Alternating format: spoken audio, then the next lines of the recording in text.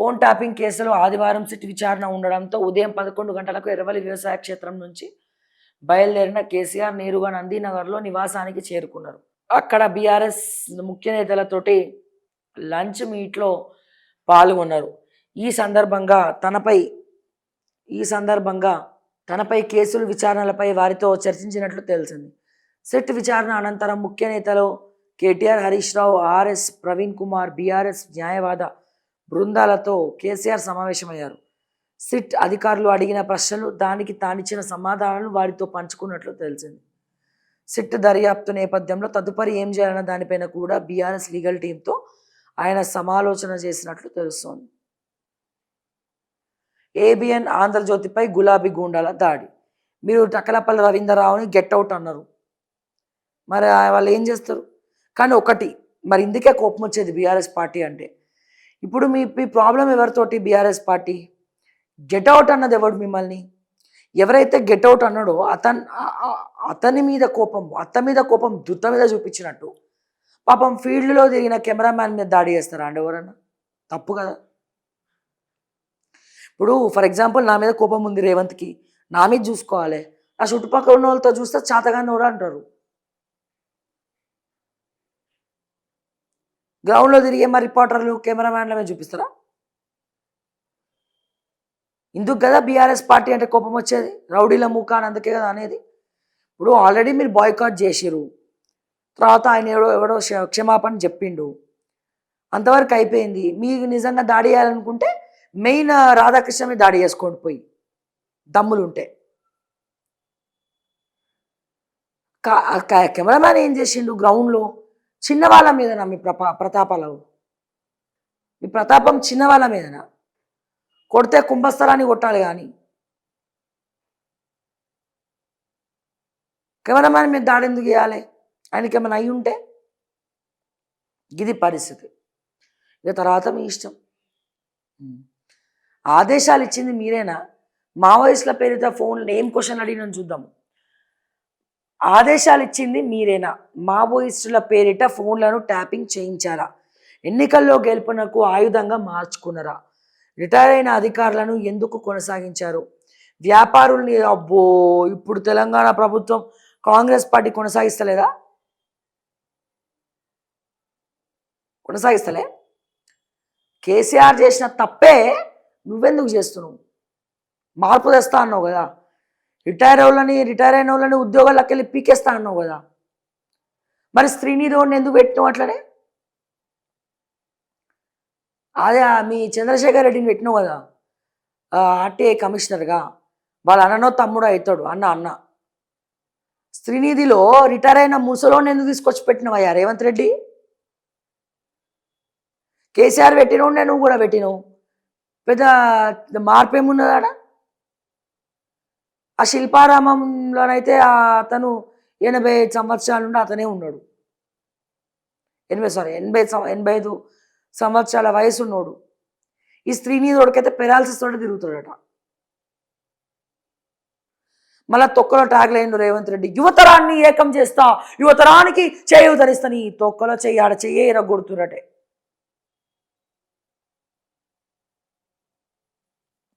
ఇప్పుడు మరి సిట్ అధికారులు రేవంత్ను కూడా ప్రశ్నించాలి పోయి కేసీఆర్తో పాటు.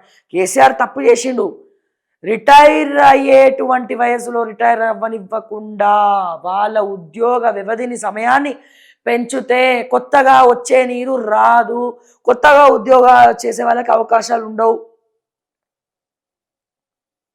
ఇది కేసీఆర్ చేసిన తప్పు. దీన్ని సిగ్గు లేకుండా రేవంత్ రెడ్డి మార్పు చేస్తాము అని మేనిఫెస్టోలో పెట్టి కేసీఆర్ ఏమైతే చేసిండో రేవంత్ అదే చేస్తున్నాడు.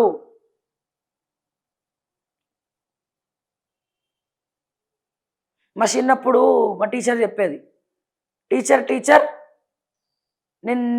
నేను హోంవర్క్ చేయలే టీచర్ అని అంటే నన్ను కొట్టేది, ఇంకోని కూడా కొట్టేది. అదే ఆమెలాగా నువ్వు కూడా చేస్తలేవా, వాడు గడ్డి తింటాడు రా, నువ్వు కూడా పోయి గడ్డి తింటావా అంటాడు. అంటే ఇప్పుడు మరి కేసీఆర్ రిటైర్ అయిన ఉద్యోగుల్ని తీసేయకపోతే మరి రేవంత్ రెడ్డి ఏం చేస్తాడు? గడ్డి తింటుండా?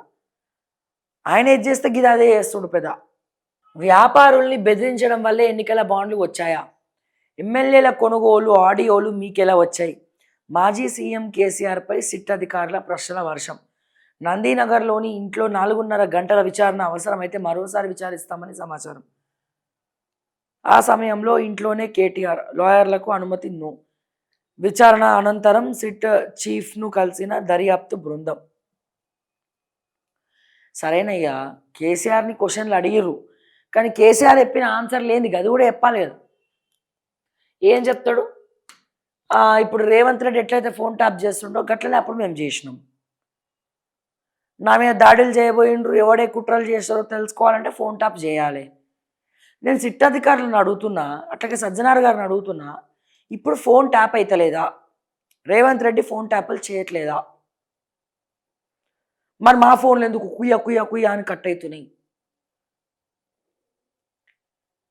అప్పుడు కేసీఆర్ ఏం చేసిండో ఇప్పుడు రేవంత్ అదే చేస్తుండు. మరి దీన్ని ఏమనాలే? డైరెక్ట్గా గన్లు పట్టుకొని తిరుగుతురు కదా బాబు రోహిన్ రెడ్డి సుమంత్ కలిసి డెక్కన్ సిమెంట్ వాడిని బెదిరించిండని. మరి దీన్ని ఏం చేయాలి? ఇప్పుడు ఆ ఊరికి ఈ ఊరు ఎంత దూరమో ఈ ఊరికి ఆ ఊరు అంత దూరం కదా. మరి దీన్ని ఏం చేయాలి?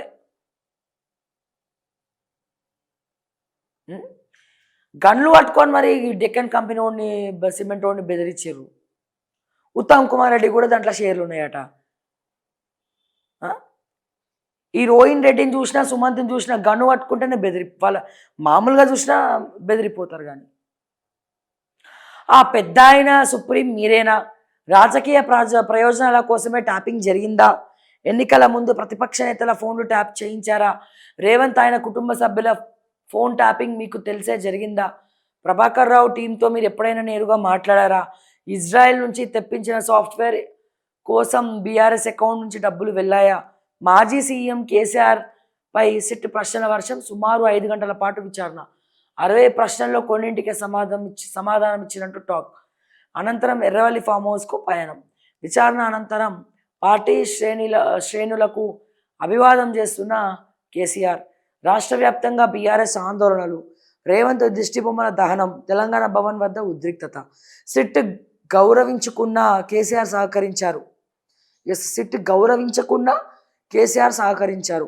విచారణలో ప్రతి ప్రశ్నకు సమాధానం ఇచ్చారు. ఆయన చిల్లర రాజకీయాలకు వణికిపోయే వ్యక్తి కాదు కేటీఆర్. ప్రతి ప్రశ్నకు సమాధానం ఇచ్చాడని కేటీఆర్ చెప్తున్నాడు. వచ్చి విచారణ ఎదుర్కొన్నాడని కేటీఆర్ చెప్తున్నాడు. ఎందుకు వచ్చారు విచారణకు అంటే అరెస్ట్ ఎట్లాగో కాడు అని మీకు తెలుసు కాబట్టి. ట్యాగ్ లైన్ 2500 కోట్లు. సరే, ఏదేమైనా నేను ఒక కేసీఆర్కి వీరాభిమానిని. వ్యక్తిగా ఆయన పాలన పట్ల నేను ప్రశ్నించి ఉండొచ్చు, కానీ కేసీఆర్ తెలంగాణ ఒక దిక్సూచి లాంటివాడు. ఎందుకంటే తెలంగాణ రాష్ట్రం ఏర్పడింది అంటే ఒకటి కేసీఆర్, ఇంకోటి మా విద్యార్థులు, తెలంగాణ ఉద్యమకారులు. భావి తరాలు మొత్తం కూడా ఉద్యమకారులను, మా విద్యార్థులను, అప్పటి విద్యార్థులను, అట్లాగే కేసీఆర్ గారిని తప్పకుండా గుర్తు చేసుకుంటూనే ఉంటాం. సో ఆయన మీద ప్రేమ, గౌరవం ఎప్పుడు అలాగే ఉంటుంది. తెలంగాణ మొట్టమొదటి ముఖ్యమంత్రిగా కేసీఆర్ మీద గౌరవం ఎప్పుడు కూడా అలాగే ఉంటుంది. కాకపోతే మేము ప్రశ్నలాగానే చేయాలి. ప్రజల పక్షాన మాట్లాడుతున్నప్పుడు డెఫినెట్గా లోటుపాట్ల గురించి కూడా మాట్లాడాల్సినటువంటి అవసరం, బాధ్యత మా పైన ఉంటుంది. కాబట్టి ఖచ్చితంగా ఏమైనా తప్పిదాలు ఉన్నప్పుడు ఖచ్చితంగా మేము ప్రశ్నిస్తాం. కానీ ఎప్పుడు మాత్రం కేసీఆర్ చల్లగా ఉండాలని మేము కోరుకుంటాం. ఈ కుట్రలు చేసినా, కుతంత్రాలు చేసినా కేసీఆర్ పక్కన ఉన్న సంతోష్ చేసిండు అనే కొన్ని వ్యవధిల్లో అభిప్రాయపడాల్సినటువంటి అవసరం ఉన్నది. మారాల్సింది ఎవరైనా నాయన అంటే వీళ్ళు ఎవరు? కేటీఆర్ కానీ, సంతోష్ కానీ, హరీష్ రావు కానీ. కానీ మరి ఈ ఏజ్లో కేసీఆర్ గారిని విచారణకు పిలవడం అనేది, మరి జనరల్గా గదర్ వచ్చిన బయట కూర్చోబెట్టింది ఎవరు? ఇంటెలిజెన్స్ రిపోర్ట్లు తీసుకుంది ఎవరు?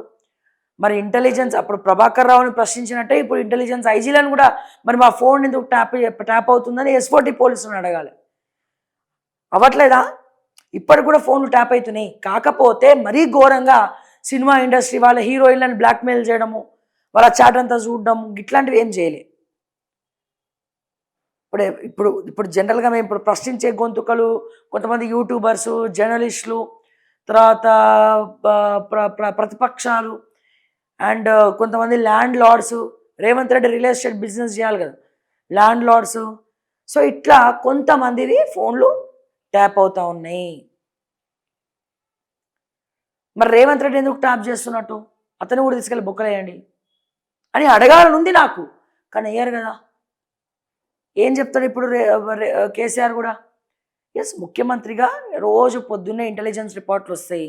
మరి ఇంటెలిజెన్స్ నిఘాలంటే ఫోన్ ట్యాపింగ్ చేస్తారు. ఫోన్ ట్యాప్ జరుగుతుంది కాబట్టే అశోక్ నగర్ల విద్యార్థులు ఎల్లుండి ధర్నా చేద్దామంటే ఈరోజే పోలీసులు పోతురు. ఎట్లా తెలుస్తుంది పోలీసులకు? మీరు ఫోన్ ట్యాప్ చేస్తారు, గ్రూపులు హ్యాక్ చేస్తారు వాట్సాప్లో కాబట్టి తెలుస్తుంది.